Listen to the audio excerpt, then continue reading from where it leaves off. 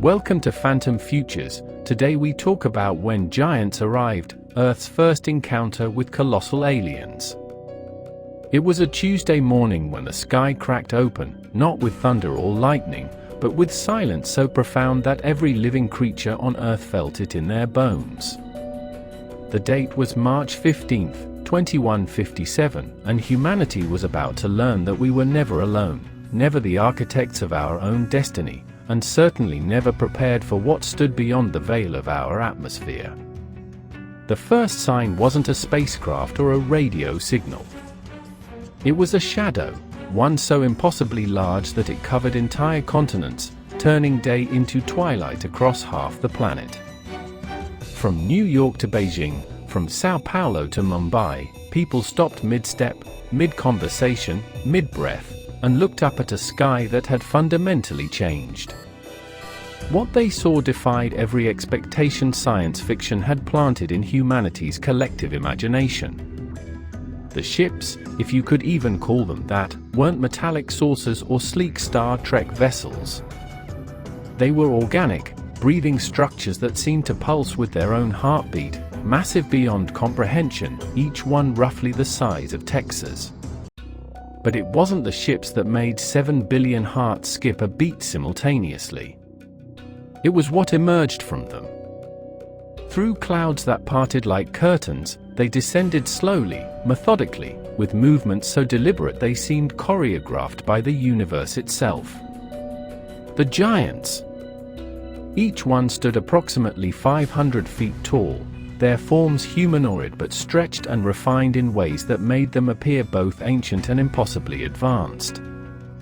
Their skin wasn't skin at all but something that shifted between solid matter and pure energy, shimmering with colors that human eyes struggled to process, hues that existed somewhere between blue and something we had no name for.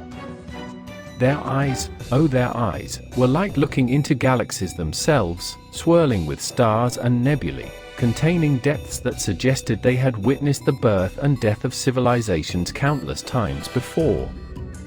In Tokyo's Shibuya crossing, famous for its organized chaos, nearly 10,000 people stood frozen as one of these beings placed a foot, if that's what you could call it, onto the ground.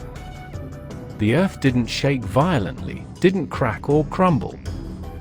Instead, it hummed, vibrating at a frequency that resonated through concrete, steel, bone, and soul. Dr. Yuki Tanaka, a quantum physicist who happened to be grabbing coffee at that exact moment, would later describe the sensation as feeling like the planet itself was recognizing something it had been waiting for since the beginning of time. Her hands trembled not with fear but with the overwhelming realization that every equation, every theory, every assumption about our place in the cosmos had just been rewritten in a single instant. The giant in Tokyo stood there, motionless, for what felt like an eternity but was actually 7 minutes and 43 seconds. People pulled out their phones, a reflex so human it was almost comical given the circumstances, trying to capture something that cameras could barely register. The footage would later show strange distortions, as if the giants existed slightly outside our dimensional frequency, their true forms too complex for our technology to fully capture. Meanwhile in Washington, D.C., President Sarah Martinez was being rushed into the underground bunker beneath the White House, her security detail shouting coordinates and code words that suddenly seemed laughably inadequate. What good were nuclear codes and military protocols when facing beings that could literally step over our tallest skyscrapers? In the Situation Room, screens showed the same scene replicated across 57 major cities worldwide. Paris, London, Sydney, Cairo, Mexico City, every major population center had a giant standing sentinel, and yet none of them had made any aggressive moves. They simply stood there, waiting, as if giving humanity time to process the impossible. General Marcus Webb, a man who had spent 40 years in military service and thought he'd seen everything, stared at the screens with tears streaming down his weathered face. "We're children," he whispered to no one in particular. "We've been children playing with toys, thinking we were grown up, and now the adults have arrived. The internet, that great connector of human consciousness, exploded with reactions ranging from terror to ecstasy, from conspiracy theories validated to religious revelations realized. In Mumbai, a street vendor named Rajesh Kumar stood in the middle of his overturned cart, mangoes rolling forgotten into gutters, his eyes locked on the giant that towered over the gateway of India. He had spent his entire life struggling, working 18-hour days to feed his family, trapped in cycles of poverty that seemed eternal. But looking up at this being that made monuments look like children's toys, he felt something shift inside him. Maybe humanity's problems, the wars, and hunger and inequality, maybe they were about to become irrelevant in the face of something so much larger than our petty concerns.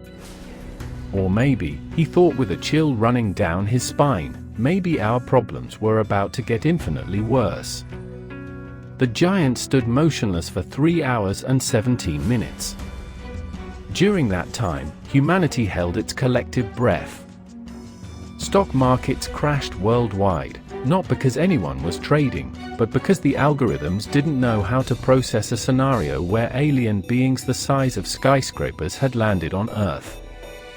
Religious leaders from every faith broadcast messages that ranged from "this is the rapture" to "this is a test of our faith" to "perhaps we need to reconsider what we think we know about God's creation." Scientists formed emergency committees, though what they could possibly recommend was unclear. Military forces around the world mobilized, then stood down when it became obvious that our weapons, designed for human-scale conflicts, would be like ants trying to fight elephants with toothpicks. And through it all, the giant simply stood, their galaxy-filled eyes seeming to observe everything and nothing simultaneously. Then, at exactly 14:37 Universal Coordinated Time, they moved.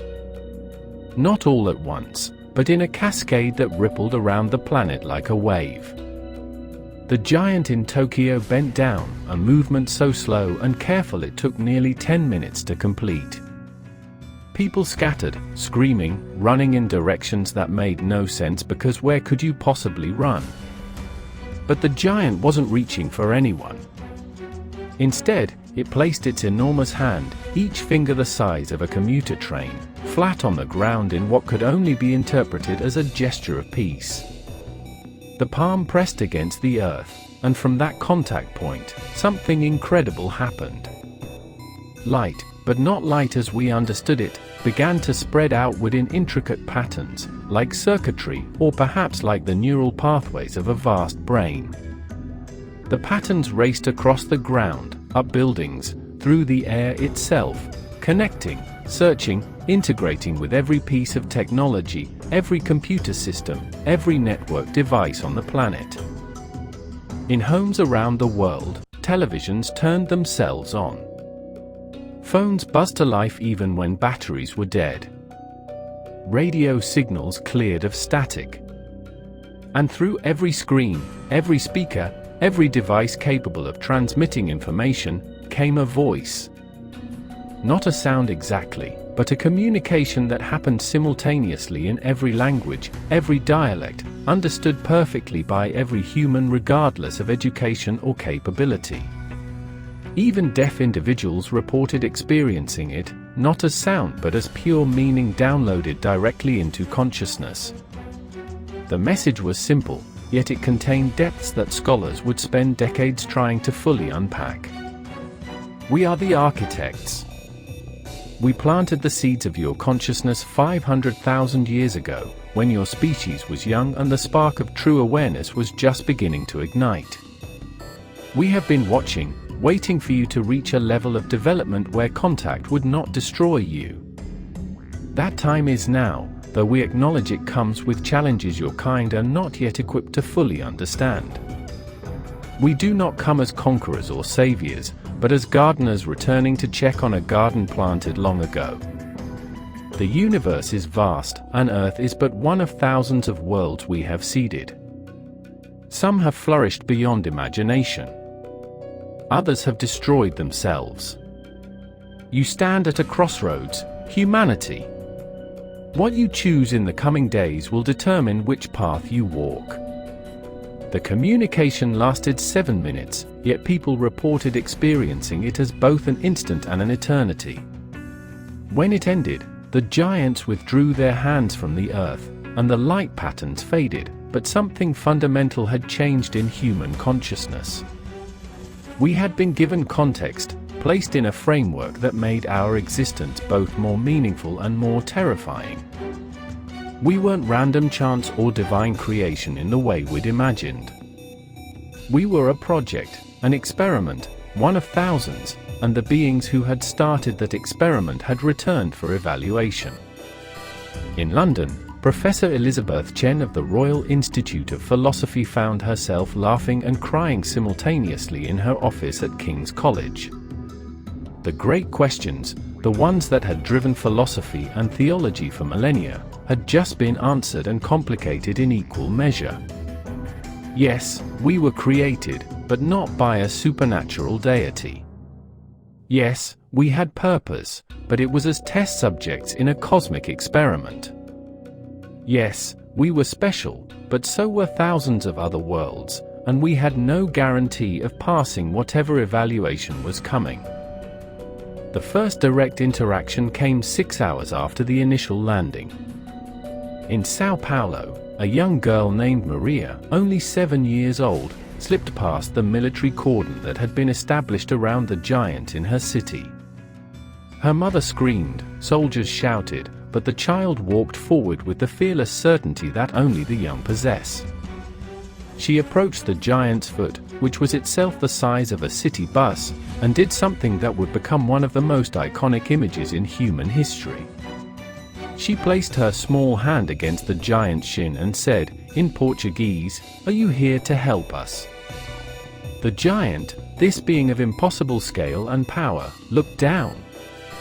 The movement of its head took nearly a minute, a glacier of motion, and when those galaxy eyes focused on the tiny human child, everyone watching through drones and cameras felt the weight of that gaze. Then the giant did something unexpected. It transformed. Not physically, but dimensionally. A portion of its consciousness, its essence, peeled away and took form at human scale, manifesting as a figure still clearly alien but now only about 7 feet tall, approaching something humans could psychologically process. The human-scale projection knelt before Maria, and when it spoke, its voice was gentle, musical, like wind chimes made of starlight. "We have watched you struggle and grow, little one. We have seen your wars and your compassion, your destruction and your creation. We cannot help you in the way you might wish, for a garden that is only tended never learns to tend itself. But we can offer knowledge, perspective, and perhaps most importantly, we can show you what is possible when a species chooses wisdom over fear." That interaction changed everything. Within hours, similar encounters began happening around the world. The giants, or rather their human-scale projections, began moving through cities, not randomly but with clear purpose. They sought out scientists, artists, leaders both official and unofficial, children and elders, the brilliant and the ordinary. In a homeless shelter in Detroit, a giant projection sat down with Marcus Jones, a veteran who had lost everything to PTSD and addiction, and spent 3 hours in conversation that Marcus would later describe as having his soul reconstructed atom by atom. In a laboratory in Geneva, the giants downloaded information into CERN systems that would keep physicists busy for centuries, blueprints for technologies that bent the laws of physics as we understood them. In a small village in rural India, they taught farming techniques that could feed millions using a fraction of current resources. They were everywhere and nowhere, operating on a scale and with efficiency that suggested they experienced time differently than we did. But not everyone saw the giants as benevolent. Within 24 hours of their arrival, resistance movements formed. General Webb, despite his earlier moment of humility, found himself leading a coalition of military leaders who argued that humanity couldn't simply accept the giants' presence without understanding their true intentions. They say they planted us, he argued in emergency UN sessions, but what does that make us? Crops to be harvested? Lab rats to be studied? We need to maintain sovereignty, dignity, the right to determine our own fate. His concerns resonated with millions. Protests erupted in cities worldwide, not against the giants directly, but against world leaders who seemed too willing to accept this new reality. Religious conflicts intensified as different faiths struggled to integrate this revelation into their cosmologies. Economic systems teetered on collapse as people questioned why they should continue working jobs they hated in systems they despised when beings with godlike power and knowledge were walking among us. The giants observed it all with what seemed like patient understanding. When asked directly about the chaos their presence was causing, one of their projections, speaking to a gathering at the United Nations, said something that would be quoted for generations. Growth is not comfortable. Evolution is not peaceful. You are experiencing the birth pangs of a new phase of consciousness, and birth is always messy, always painful, always uncertain. We could impose order, we have the power to do so, but order imposed from outside is prison, not progress. You must choose your path. We are here only to ensure you have all the information needed to make that choice with full awareness of consequences. It was simultaneously the most hopeful and most terrifying thing humanity had ever been told. We had free will, genuine agency, but we also had full responsibility for outcomes, and we could no longer hide behind ignorance of what was possible. Dr. Tanaka, the physicist from Tokyo, found herself at the center of a new scientific revolution. The giants had shared information about consciousness itself, revealing that what we thought of as awareness was actually a quantum phenomenon, consciousness existing as a field that living beings tapped into rather than generated. The implications were staggering. Death might not be an ending but a transition. Individual consciousness might be temporary expressions of a universal awareness. The divide between mind and matter might be illusion. She worked around the clock with colleagues worldwide, all of them grappling with data that simultaneously confirmed and demolished everything they thought they knew. In a video message that went viral, reaching 2 billion views in 24 hours, she stood in front of a whiteboard covered in equations and said, "We have been trying to understand the universe from inside a box, not realizing we were in a box. The giants have shown us the box from outside." What we do with that perspective is perhaps the most important question our species has ever faced. Humanity fractured and united in equal measure during those first weeks. Some nations tried to weaponize the giants' technology, attempted to capture or study the projections, which proved impossible as they simply phased out of existence when threatened and reformed elsewhere. Other nations declared the giants divine, building instant religions around them, which the giants gently but firmly discouraged. "We are not gods," they repeated in countless contexts. "We are simply older, more developed, but we too are children in the eyes of beings beyond us. The universe has depths you cannot yet imagine, hierarchies of consciousness and complexity that extend beyond your current ability to comprehend. We are travelers on a path you are just beginning to walk." This revelation that even these godlike beings were subordinate to something greater sent philosophers and theologians into spirals of discussion that filled libraries worth of content in mere days. The real transformation began when the giants initiated what they called the Awakening Protocol. Over the course of 3 days, working through their connection to Earth's technology and some deeper connection to consciousness itself, they offered every human a choice. They could receive an upgrade, a modification to their neural architecture that would increase cognitive capacity, expand sensory perception, and most significantly, allow direct consciousness-to-consciousness communication with other humans and with the giants themselves. It was optional, completely voluntary, and the giants were absolutely clear about the implications. "This is not evolution forced upon you," they said. "This is an opportunity to accelerate your development.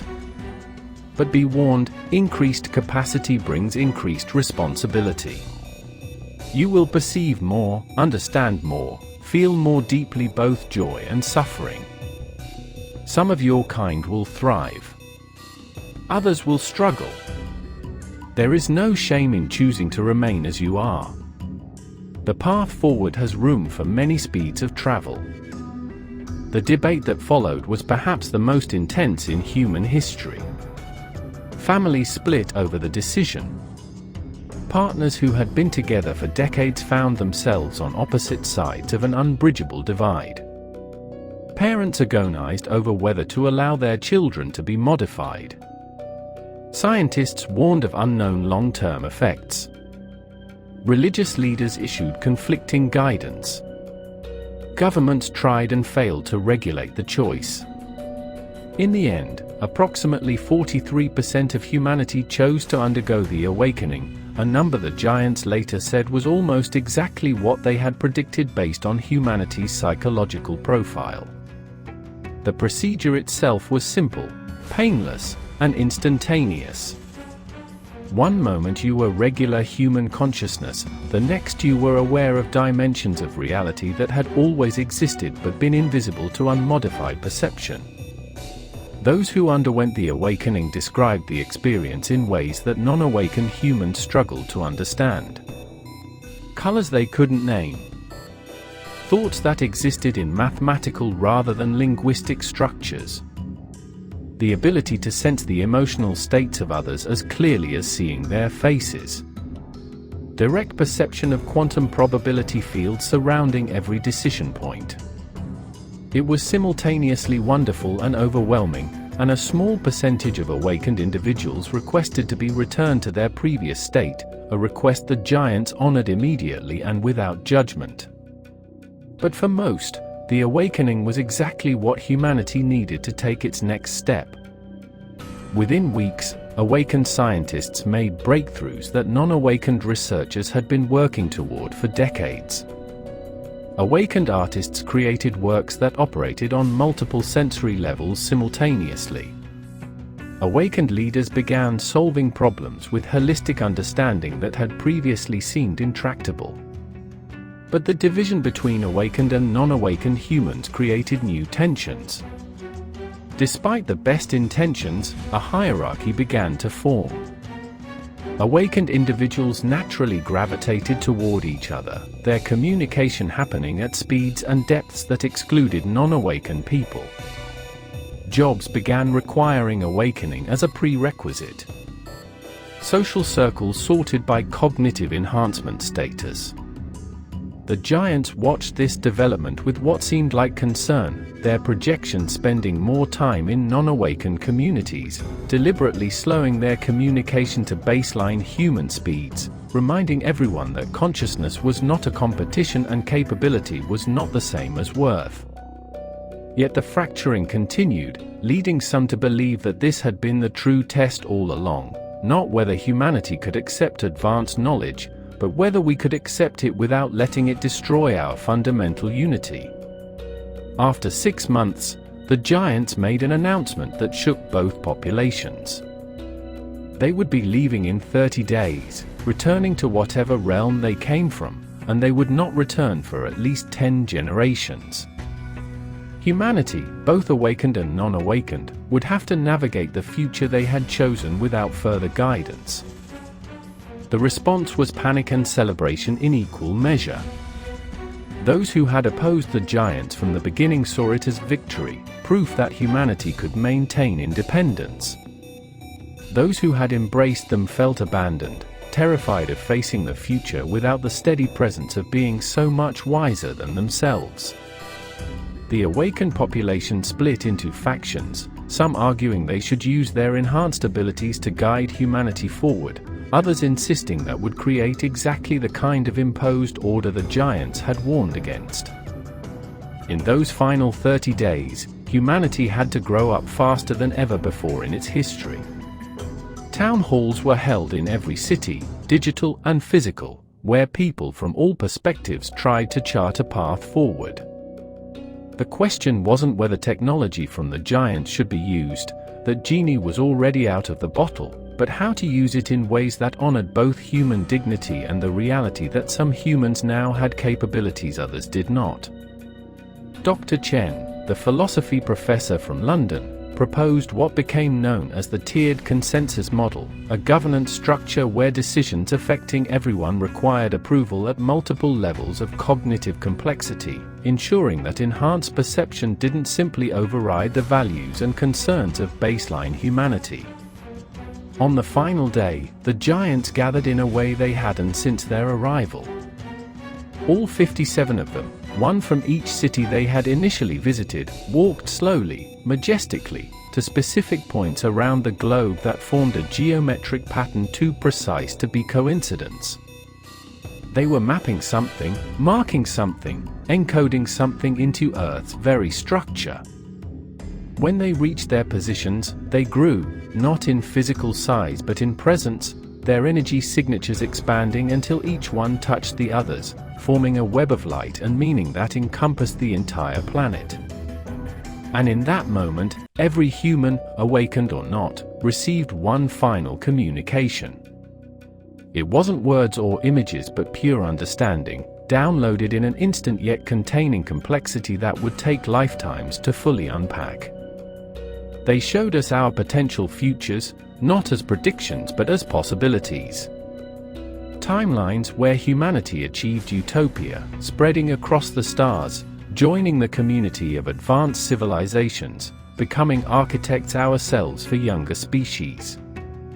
But also timelines where we destroyed ourselves through the very gifts we'd been given, where cognitive divide became genocide, where power without wisdom led to extinction. You stand at a crossroads, the giants said in their final words to humanity. We have given you tools, perspective, capability, but we cannot give you wisdom. That must be earned through choice, consequence, and reflection.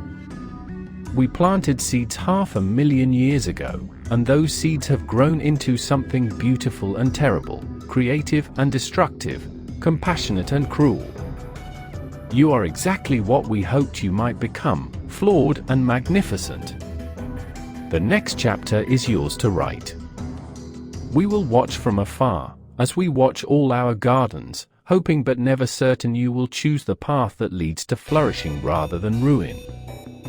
Remember this, the measure of a civilization is not its technology but how it treats its most vulnerable members, not its power but how it exercises restraint, not its knowledge but its wisdom in application.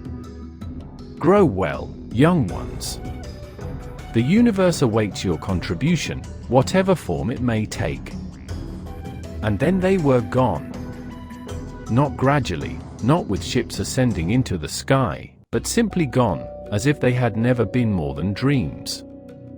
But the changes they left behind were undeniably real.